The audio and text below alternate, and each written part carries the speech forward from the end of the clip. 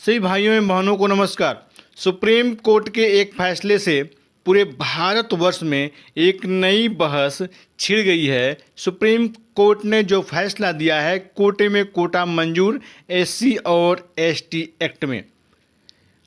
एक न्यूज वहीं पे हिंदुस्तान समाचार पत्र लिख रही है, आरक्षण केवल पहली पीढ़ी को मिले, एससी और एसटी कोटे की बहस पर क्या बोला सुप्रीम कोर्ट।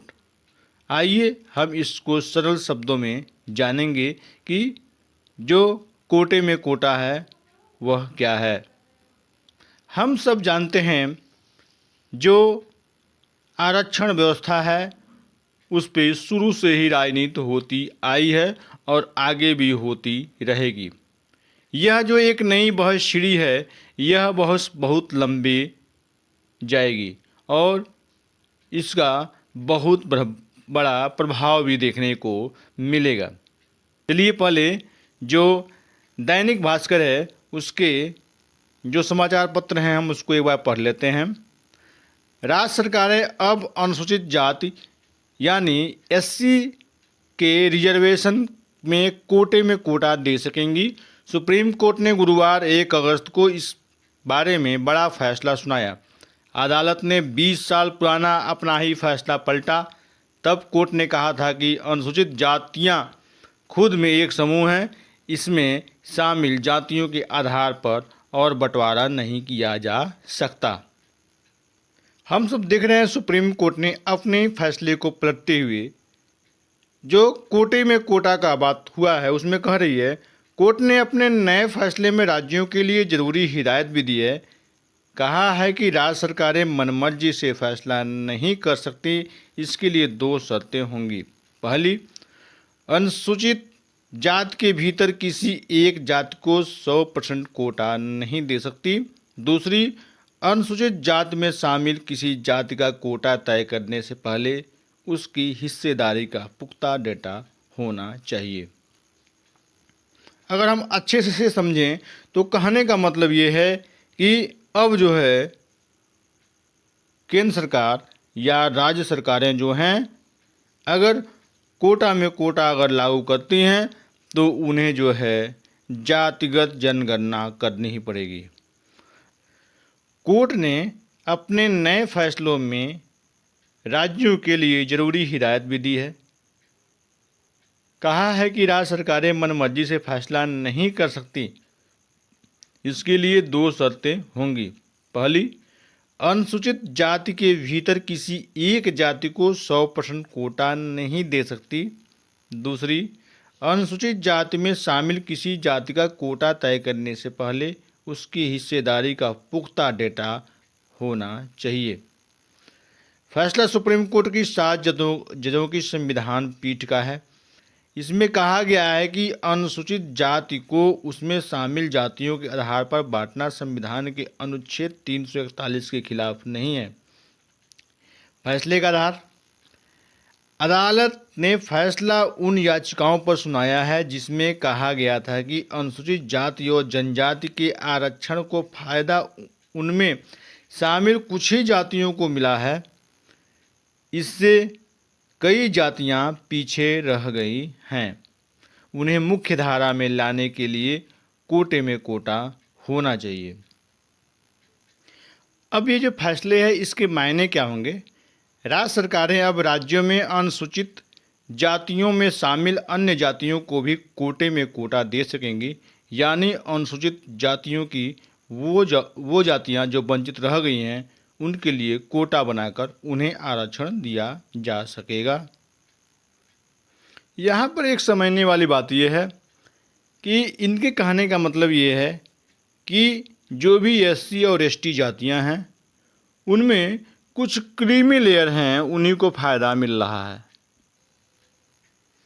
अब यहाँ पे एक सोचने वाली बात है, जो एक नई राजनीति यहाँ पे छिड़ के सामने आ गई है, क्रीमी लेयर।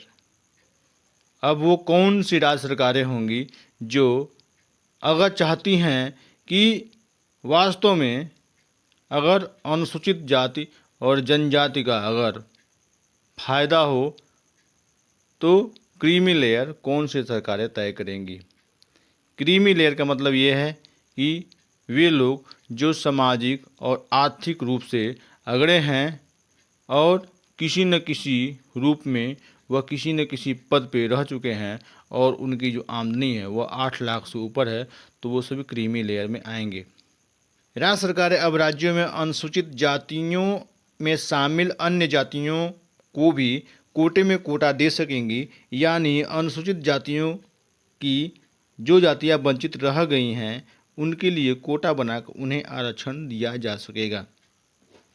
ये तो एक बात सामने आ गई, लेकिन अब जो है राज्य सरकारों को क्रीमी लेयर भी तय करना होगा कि एससी और एसटी में क्रीमी लेयर में कौन कौन है। जातियां तो ठीक है कि कुछ जातियों को फ़ायदा अधिक मिला है, कुछ जातियों को फ़ायदा नहीं मिला है, ये तो ठीक है। लेकिन वो जातियां जिनको फ़ायदा मिला है और वो जातियां जिनको ज़्यादा फ़ायदा नहीं मिला है, इन सब में भी क्रीमी लेयर तय करना पड़ेगा कि वास्तव में क्रीमी लेयर में कौन कौन से व्यक्ति हैं। जजों ने फैसला दिया, उनके राय क्या थे। CJI DY चंद्रचूड़ ने क्या कहा, उसको देख लेते हैं। कोटे में कोटा आर्टिकल 14 का उल्लंघन नहीं करता है क्योंकि सब कैटेगरी की सूची से बाहर नहीं रखा गया है। आर्टिकल 15 और 16 में ऐसा कुछ नहीं है जो राज्य को किसी जाति को सब कैटेगरी में बांटने से रोकता हो। एससी की पहचान बताने वाले पैमानों से ही पता चल जाता है कि वर्गों के भीतर बहुत ज़्यादा फर्क है। दूसरा है, जस्टिस BR गवई कहते हैं, सब कैटेगरी का आधार राज्यों के आंकड़ों से होना चाहिए। वह अपनी मर्जी से काम नहीं कर सकता क्योंकि आरक्षण के बाद भी निम्न ग्रेड के लोगों को अपने पेशे को छोड़ने में कठिनाई होती है। EB चित्रया केस में असली गलती यह है कि यह इस समझ पर आगे बढ़ा कि आर्टिकल 341 आरक्षण का आधार है। जस्टिस गवई कहते हैं, इस ज़मीनी हकीकत से इनकार नहीं किया जा सकता, SC ST के भीतर ऐसी कैटेगरी है जिन्हें सदियों से उत्पीड़न का सामना करना पड़ा है। सब कैटेगरी का आधार यह है कि बड़े समूह के अंतर्गत आने वाले एक समूह को ज़्यादा भेदभाव का सामना करना पड़ा है। अनुसूचित जातियों के हाई क्लास वकीलों के बच्चों की तुलना गांव में मैला ढोने वाले बच्चों से करना गलत है। कितना सटीक और कितनी बड़ी बात हमारे जज कह रहे हैं, इसको समझना चाहिए। आगे जस्टिस गवई कहते हैं, BR अम्बेडकर ने कहा है कि इतिहास बताता है कि जब नैतिकता का सामना अर्थव्यवस्था से होता है तो जीत अर्थव्यवस्था की होती है। सब कैटेगरी की परमिशन देते समय राज्य केवल एक सब कैटेगरी के लिए 100% आरक्षण नहीं रख सकता। लास्ट में जस्टिस शर्मा कहते हैं, मैं जस्टिस गवई की इस विचार से सहमत हूं कि SC ST में क्रीमी लेयर की पहचान का मुद्दा राज्य के लिए संवैधानिक अनिवार्यता बन जाना चाहिए, कह रहे हैं। बहुत बड़ा SC और ST का ही बच्चा हो, अगर उनके पेरेंट्स अगर एक बार कोई बढ़िया नौकरी पा गए हों या किसी बड़े पद पे आसीन हो गए हों तो सामाजिक रूप से अगड़े हों, तो क्या उन्हें आरक्षण का लाभ मिलना चाहिए या नहीं मिलना चाहिए, आप खुद सोचिए।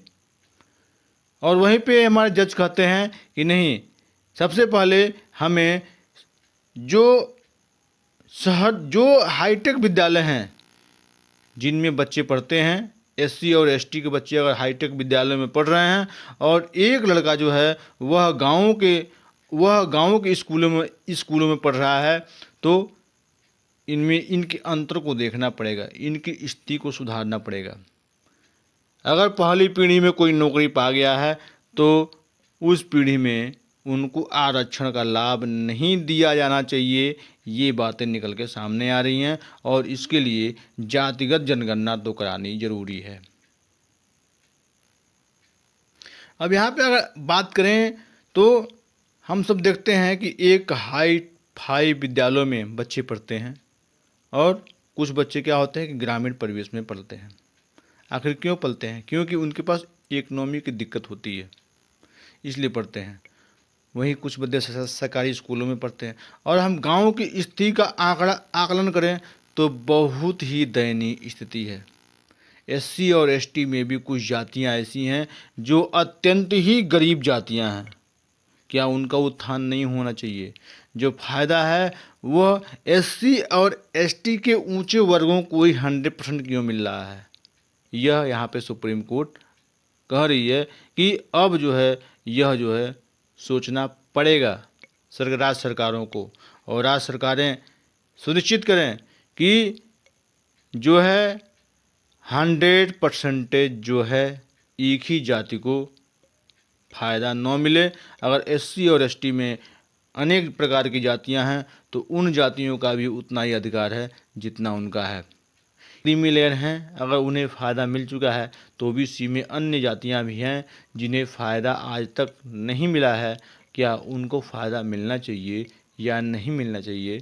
यही बातें जो हैं एससी और एसटी का फैसला सुनाते हुए कोर्ट ने कहा कि एससी और एसटी में भी कोटे में कोटा दिया जा सकता है। अगर आप सहमत हैं तो आप अपने विचार हमारे कमेंट बॉक्स में लिखें और